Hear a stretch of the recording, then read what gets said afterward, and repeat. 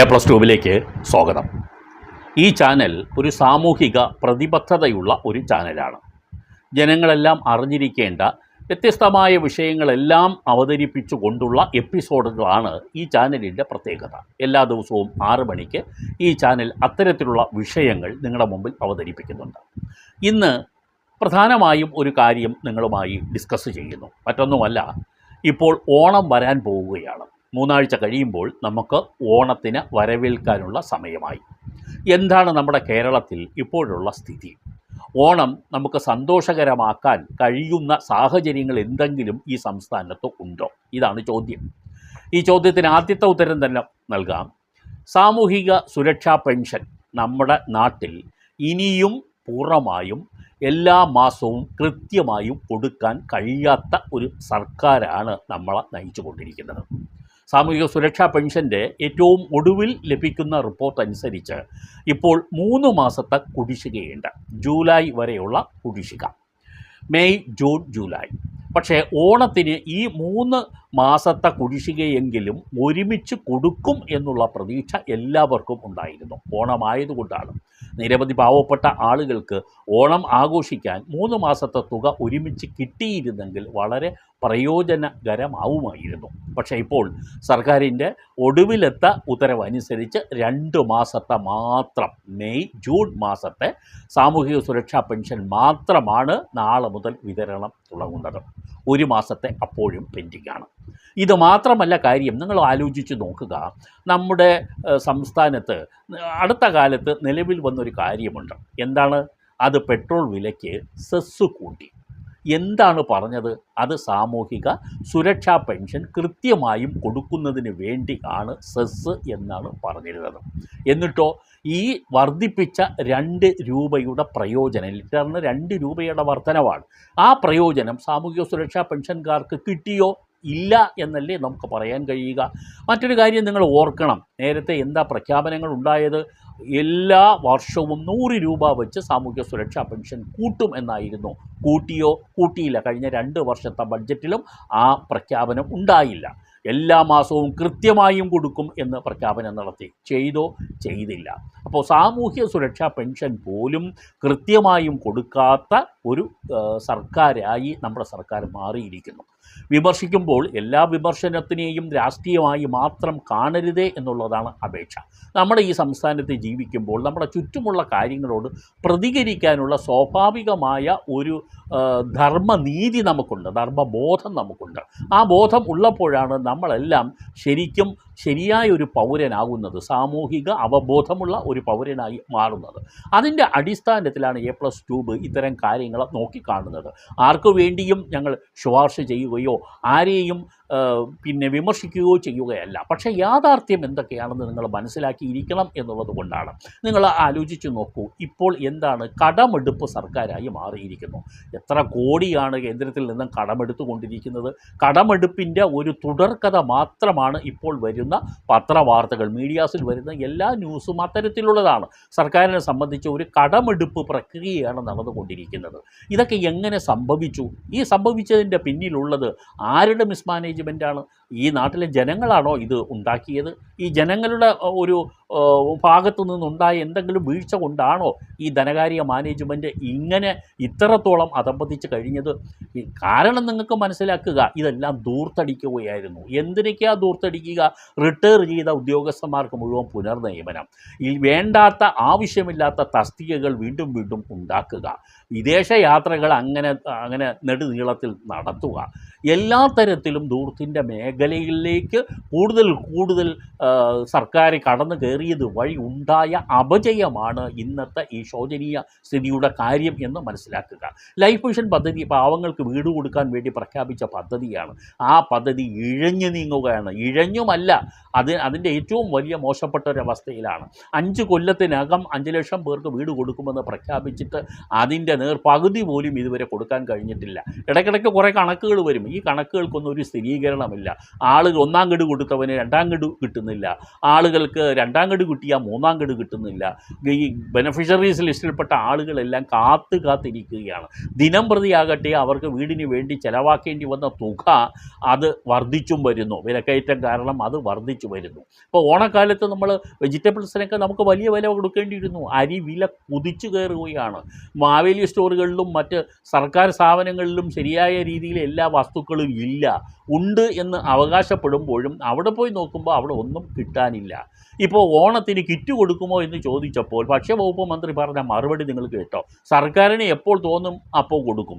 ഇതാണ് അദ്ദേഹം. ഭക്ഷ്യവകുപ്പ് നല്ലൊരു മന്ത്രിയാണ്, പക്ഷേ അദ്ദേഹത്തിന് പറയേണ്ടി വന്ന സാഹചര്യം എന്ന് പറഞ്ഞാൽ ഖജനാവിൽ പണമില്ല, കിറ്റ് കൊടുക്കുന്നില്ല. സർക്കാർ ജീവനക്കാർക്ക് എത്രയോ നാളുകളായി ഈ DA കൊടുത്തിട്ടില്ല, ക്ഷാമബത്ത കൊടുത്തിട്ടില്ല. അവർക്കിപ്പോൾ ഓണ അഡ്വാൻസ് കൊടുക്കുമോ എന്നുള്ളത് അറിയില്ല. ഫെസ്റ്റിവൽ അലവൻസ് എന്തായാലും ഉണ്ടാവില്ല എന്ന് ഏകദേശം ഉറപ്പാണ് എന്നാണ് ഞാൻ മനസ്സിലാക്കുന്നത്. കാരണം ആ സ്ഥിതിയിലാണ് ഖജനാവ്. ഇങ്ങനെയൊക്കെ ഒരു കാര്യം നമ്മുടെ രാജ്യത്ത് ഉണ്ടാവുക എന്ന് പറഞ്ഞാൽ എന്ത് കഷ്ടമാണ് എന്ന് നമുക്ക് നോക്കുക. ഈ വിദേശത്തൊക്കെ പോയിട്ട് വന്നിട്ട് എന്താണ് നമ്മുടെ സംസ്ഥാനത്ത് ഇതുവരെ ഉണ്ടായ ഗുണം? നിങ്ങൾ ആലോചിച്ച് നോക്കൂ, എന്ത് ഗുണമുണ്ടായി? ഇതുവരെ പോയി വന്നല്ലോ, എന്താണ് ഈ സംസ്ഥാനത്തുണ്ടായ ഗുണം? ഇതെല്ലാം ആലോചിക്കേണ്ട ഒരു വിഷയമാണ്. വ്യവസായ രംഗത്ത് ഇൻവെസ്റ്റ്മെൻറ്റ് വരുന്നു എന്ന് ഇടയ്ക്കിടയ്ക്ക് വലിയ വലിയ പ്രഖ്യാപനം വരുന്നു. എവിടെയാണ് നിങ്ങൾക്കൊരു വ്യവസായ സ്ഥാപനം പുതിയതായിട്ട് തുടങ്ങിയതായിട്ട് നിങ്ങൾ കണ്ടിട്ടുള്ളത്? വ്യവസായം തുടങ്ങിയവരെല്ലാം ആത്മഹത്യ ചെയ്യേണ്ട സ്ഥിതിവിശേഷമാണ് ഉണ്ടാകുന്നത്. റീസെൻ്റായിട്ട് വന്നൊരു റിപ്പോർട്ടാണ് ഞാൻ നിങ്ങളുടെ ശ്രദ്ധയിൽപ്പെടുത്താം. ഒരു കോറി നടത്താനായിട്ട് ഒരു നേതാവ്, ഭരണകക്ഷിയിൽപ്പെട്ട യുവജന സംഘടന നേതാവ് 2 കോടിയാണ് ആവശ്യപ്പെട്ടത്. കോറി നടത്താൻ ഈ പാർട്ടിയുടെ സഹായത്തിന് വേണ്ടി 2 കോടി. ആലോചിച്ച് നോക്കൂ, എന്താണ് നമ്മുടെ കേരളം ഈ അവസ്ഥയിലേക്ക് കൊണ്ടെത്തിച്ചത്? ഒരു അരാജകത്വത്തിൻ്റെ ഒരു നിലയിലേക്കല്ലേ നമ്മൾ പോകുന്നത്? ആളുകളുടെ നേരത്തെ തന്നെ പ്രളയം വന്നപ്പോഴും കോവിഡ് വന്നപ്പോഴൊക്കെ കാണിച്ച ശുഷ്കാന്തിയൊക്കെ എവിടെ പോയി? ഇതെല്ലാം ആളുകൾ എണ്ണി ചോദിക്കുകയല്ലേ. GST വരുമാനം വന്നല്ലോ. GST വരുമാനം ഒരു അഡീഷണൽ വരുമാനമായി മറ്റെല്ലാ സ്റ്റേറ്റുകളിലും. നമുക്കത് വന്നിട്ടും നമ്മുടെ ഇവിടുത്തെ ഈ സാമ്പത്തിക സ്ഥിതി താഴേക്കാണ്, മുകളിലേക്കല്ല. പടവലം പോലെ താഴേക്ക് പോകുന്ന ഒരു സ്ഥിതിയാണ് ഉണ്ടായിരിക്കുന്നു എന്നുള്ളത്. ക്രയവിക്രയം കുറഞ്ഞു. ആളുകൾക്ക് കൊടുക്കാൻ പണം വേണ്ടേ?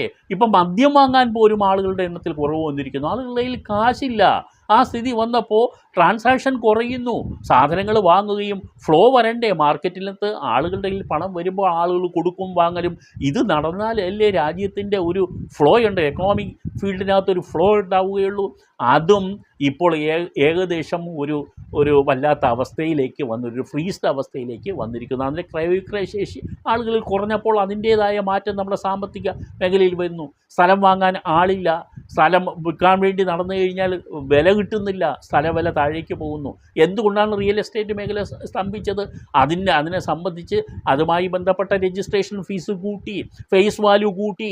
എങ്ങനെ ഇതൊക്കെ ആളുകൾ അഫോർഡ് ചെയ്യും?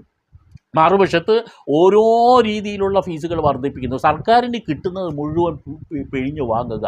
ഹൗസ് ടാക്സ് കൂട്ടി, അതായത് പ്രോപ്പർട്ടി ടാക്സ് കൂട്ടി, പിന്നെ ബിൽഡിംഗ് പെർമിറ്റിൻ്റെ ഫീസ് കൂട്ടി. ഇതെല്ലാം ആരെങ്കിലും ഒരു കാര്യത്തിൽ അല്പം വീഴ്ച ഒരു ഭാഗത്ത് വന്നു പോയാൽ ഇരട്ടി ഫീസാണ്.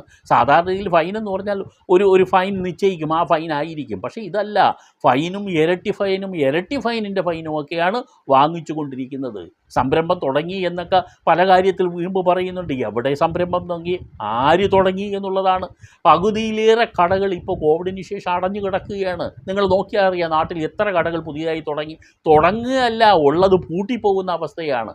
കടയിലിരിക്കുന്ന ആളുകളുടെ സ്ഥിതി നിങ്ങൾ കണ്ടിട്ടുണ്ടോ? ഇപ്പോൾ പല കടകളും തുറന്ന് വെച്ചിട്ട് അതിൻ്റെ ഓണർ, സെയിൽസ്മാൻമാരെ പലരെയും പിരിച്ചു കൂട്ടി. ഓണറാണെങ്കിൽ ഇപ്പോൾ കാശ് വാങ്ങലും സാധനം എടുത്ത് കൊടുക്കുന്നതെല്ലാം പല കടകളും ഇപ്പോൾ ഓണർ മാത്രമായി. അവർ പോലും മൊബൈലും കളിച്ചുകൊണ്ടിരിക്കുകയാണ്. വേറെ സമയം പോകാൻ മാർഗ്ഗമില്ല. ആൾ വന്ന് വാങ്ങാത്തതുകൊണ്ട് നല്ലൊരു സമയത്തും മൊബൈൽ കളിയാണ് ഇവിടുത്തെ എല്ലാ ഓണേഴ്സും ചെയ്യുന്നത്. കൃഷിരംഗം എങ്ങനെയാണ്? അവിടെയും തദൈവ തന്നെയാണ്. കൃഷിരംഗം എന്ന് പറഞ്ഞാൽ നമുക്കറിയാം, സ്തംഭിച്ച് അതിൻ്റെ നെല്ല് സംഭരണ രംഗത്തുണ്ടായ വാർത്തകളൊക്കെ നിങ്ങൾ വായിച്ചിട്ടുണ്ടാവും. കർഷകർ പൊറുതിമുട്ടുകയാണ്. പിന്നെ എങ്ങനെയാണ് അവർ കൃഷി ചെയ്യാൻ ഇറങ്ങുക? അതാണ് ഏറ്റവും വലിയ പ്രശ്നമെന്ന് മനസ്സിലാക്കുക. അതേപോലെ നമ്മുടെ സംസ്ഥാനത്ത് ഉണ്ടായ പ്രധാനപ്പെട്ട മറ്റ് കാര്യങ്ങളിലൊന്ന് വിദ്യാഭ്യാസ രംഗത്ത് അപജയം നിങ്ങൾ നോക്കൂ. സീറ്റുകളെല്ലാം വേക്കൻ്റാണ്. കുട്ടികളൊന്നും പഠിക്കാൻ കയറുന്നില്ല. അത് സർക്കാരിൻ്റെ കാര്യത്തിൽ എന്തെങ്കിലും വീഴ്ചയുണ്ടോ എന്ന് ചോദിച്ചാൽ കുറേയൊക്കെ ഇല്ലേ. വ്യാജ സർട്ടിഫിക്കറ്റുകളെ വാർത്ത എന്താ വരുന്നത്? സർട്ടിഫിക്കറ്റുകൾ പോലും പോലും വ്യാജമാകുന്നു. ജോലി എന്ന് പറഞ്ഞാൽ ഒരു പ്രത്യേക പാർട്ടിയുടെ ആളുകൾക്ക് മാത്രമായിട്ട് ജോലി സംവരണം നടക്കുന്നു. അവർക്ക് കിട്ടുന്നു ജോലി. ശുപാർശ ഉണ്ടെങ്കിൽ ജോലി കിട്ടും. ശുപാർശ ചെയ്യുന്ന ആളുകൾ ആരൊക്കെയാണെന്ന് ഞാൻ പറയേണ്ട കാര്യമില്ലല്ലോ. അവർക്കെല്ലാം ജോലിയാണ്. നമ്മൾ പല PSC തട്ടിപ്പ് വരെ നമ്മൾ വായിച്ചില്ലേ.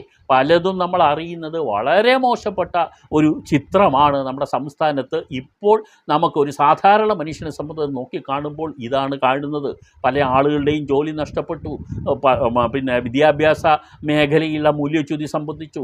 പ്രതീക്ഷ നഷ്ടപ്പെട്ട ഒരു അവസ്ഥയിലേക്ക് നമ്മുടെ സംസ്ഥാനം പോകുന്നു എന്നുള്ളതാണ് പ്രധാനപ്പെട്ട ഒരു കാര്യം. സർക്കാർ ജീവനക്കാർ ഇപ്പോൾ ഏറ്റവും ഈ കേരള ചരിത്രത്തിലെ ഏറ്റവും വലിയ ഒരു സങ്കട കക്ഷികളായി അവർ മാറിയിരിക്കുകയാണ്. മുൻകാലത്തൊന്നും അവർക്ക് ഇത്രത്തോളം പ്രയാസം ഉണ്ടായിട്ടില്ല. ഇപ്പോൾ അവർക്ക് ഇത്ര നാളുകളായി DA കൊടുത്തിട്ട് ക്ഷാമബത്ത കൊടുക്കേണ്ടത് കൊടുത്തിട്ടില്ല. കേന്ദ്ര സർക്കാർ കൂട്ടിക്കൊണ്ടിരിക്കുന്നു. അതിന് സമാനമായി സംസ്ഥാന സർക്കാർ കൊടുക്കാനുള്ളതാണ് ക്ഷാമബത്ത, കൊടുക്കുന്നില്ല. അവരുടെ കാര്യത്തിൽ ഇതാണ്. ലീവ് സറണ്ടർ മരവിപ്പിച്ചിട്ട് എത്രയോ നാളുകളായി ലീവ് സറണ്ടർ കിട്ടുന്നില്ല. പല ആളുകൾക്ക് റിട്ടയർ ചെയ്താൽ കിട്ടുന്ന ബെനിഫിറ്റ്സുകൾ പോലും ഇപ്പോൾ ഘട്ടം ഘട്ടമായി കൊടുക്കുന്നൊരു സ്ഥിതിയാണെന്നാണ് ഞാൻ മനസ്സിലാക്കുന്നത്. കാരണം കാശില്ല. 10 ലക്ഷത്തിന് മുകളിലുള്ള ബില്ലുകളൊന്നും പാസ്സാക്കണ്ട എന്നാണ് ധനവകുപ്പ് എല്ലാ ട്രഷറികൾക്കും കൊടുത്തിട്ടുള്ള നിർദ്ദേശം. 10 ലക്ഷത്തിൽ കൂടുതൽ കിട്ടിയാൽ കൂടുതലുണ്ടെങ്കിൽ നിങ്ങൾക്ക് അത് കിട്ടുന്ന കാര്യം വലിയ ബുദ്ധിമുട്ടായിരിക്കും. പടിപടിയായിട്ട് കിട്ടും. ഒറ്റയടിക്ക് നിങ്ങൾക്ക് ആ തുക കിട്ടില്ല എന്നുള്ളതാണ്. ഇൻവെസ്റ്റേഴ്സ് എല്ലാം ആത്മഹത്യ ചെയ്യുന്നു. ഞാൻ നേരത്തെ പറഞ്ഞതുപോലെ അവർക്കാർക്കും ഈ സംസ്ഥാനത്ത് ഒരു പ്രതീക്ഷയും ഇല്ലാത്ത സ്ഥിതിയായി. ഇങ്ങനെ വരുന്ന ഒരു പ്രത്യേകിച്ച കാര്യങ്ങളിൽ നമുക്ക് മനസ്സിലാക്കാൻ കഴിയുന്ന ഒരു പ്രത്യേകിച്ച് നമ്മൾ മനസ്സിലാക്കേണ്ട കാര്യം എന്ന് പറഞ്ഞാൽ സംസ്ഥാനത്തിൻ്റെ ഇപ്പോഴത്തെ അവസ്ഥ ഒരു ഹതാശയകരമാണ്, സങ്കടകരമാണ്, വിഷമകരമാണ്. ഒരു സംസ്ഥാനം ഇങ്ങനെയൊന്നും ആകാൻ പാടില്ല. ഭരിക്കുമ്പോൾ ആ ഭരണത്തിൻ്റെ ഒരു ഗുണ ജനങ്ങൾക്ക് കിട്ടണം. അതൊരു ശിക്ഷയാവരുത്. ഇപ്പോൾ ജനങ്ങൾ ശിക്ഷിക്കപ്പെട്ടതുപോലെയാണ് അവസ്ഥ. ഇത് എന്ന് അവസാനിക്കും ആർക്കും അറിയില്ല. ഞങ്ങൾ ഇത് പറയുന്നത് ഒരു നിഷ്പക്ഷമായി നിൽക്കുന്ന ഒരു ആൾ നമ്മുടെ സംസ്ഥാനത്ത് നോക്കിക്കാണുമ്പോൾ കിട്ടുന്ന ചിത്രം ഇതാണ്. ഇതുകൊണ്ടൊക്കെയാണ് നമ്മുടെ ചെറുപ്പക്കാർക്ക് പ്രതീക്ഷ നഷ്ടപ്പെട്ട് അവർ കിട്ടുന്ന രാജ്യത്തിലേക്ക് വണ്ടി കയറി പോകുന്നത്. അതാണ് ഇവിടെ പഠിക്കാൻ കുട്ടികളില്ലാത്ത നിങ്ങളൊരു ചെറുപ്പക്കാരനെ കണ്ട് ചോദിക്കൂ, എന്താണ് നിനക്ക് നിൻ്റെ രാജ്യത്തിനെ കുറിച്ചിട്ടുള്ള ഒരു പ്രതീക്ഷ എന്ന് ചോദിച്ചാൽ, ഇല്ലെങ്കിൽ നിൻ്റെ സംസ്ഥാനത്തിനെ കുറിച്ച് എന്താണ് നിൻ്റെ പ്രതീക്ഷ എന്ന് ചോദിച്ചാൽ അവന് എനിക്ക് പ്രതീക്ഷയില്ല, പ്രതീക്ഷ നഷ്ടപ്പെട്ട ഒരാളാണെന്ന് ആ ചെറുപ്പക്കാരൻ പറയും. എങ്ങനെയെങ്കിലും ഇവിടെ വിട്ടു പോയാൽ മതി എന്ന് പറയും. ഈ സ്ഥിതി ഒരു രാജ്യത്തിനും ഭൂഷണമല്ല, ഒരു സംസ്ഥാനത്ത് ഭൂഷണമല്ലാത്തൊരു അവസ്ഥയാണ്. എന്തായാലും ഇത്തരം വിവരങ്ങൾ നിങ്ങളോട് പറയുന്നത് ഞങ്ങളുടെ സാമൂഹിക പ്രതിബദ്ധത കാരണം തന്നെയാണ്. നല്ലൊരു അവസ്ഥ ഉണ്ടാകട്ടെ എന്നാണ് നിങ്ങളെപ്പോലെ ഞങ്ങളും പ്രാർത്ഥിക്കുന്നത്. ഓണം എന്തായാലും ഓണമാണ്. അത് ആഘോഷിക്കാൻ നമുക്ക് കഴിയണം. അതുകൊണ്ട് കാണം വിറ്റായാലും ഓണം ഉണ്ണണം എന്നുള്ളത് നമുക്ക് നമ്മുടെ സംസ്ഥാനത്ത് എന്തായാലും ആ തരത്തിൽ തന്നെ ആകണം. അതുകൊണ്ട് എല്ലാവരും സന്തോഷമായിട്ട് ഉള്ളതുകൊണ്ട് ഓണം ആഘോഷിക്കുക. ഈ A+ ട്യൂബ് ചാനലിൻ്റെ ഓണാശംസകൾ മുൻകൂറായി എല്ലാവരെയും അറിയിക്കുന്നു. നന്ദി.